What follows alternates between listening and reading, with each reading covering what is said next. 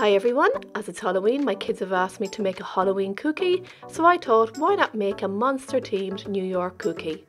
This is a real simple recipe, it's easy to find all the ingredients and that's what we all want. Okay everyone, time to start baking. To begin with we need soft room temperature butter, pop it into a bowl and add the light brown sugar. You can use white sugar either, but the cookies won't be as golden in colour. Beat together for a couple of minutes until the mixture is nice and creamy. Next add in the vanilla extract and the eggs. Mix again until fully combined. I love this cookie dough recipe because you can swap out the Smarties for whatever chocolate you like. Add in the plain flour, baking powder, baking soda and salt. Beat again for 1 to 2 minutes and you'll notice that the cookie dough will go through a couple of different stages before it starts to come together.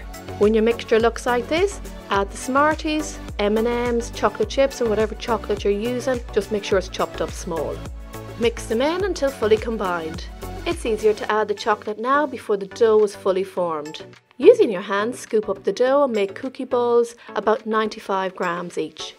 This mixture makes 8 big cookies.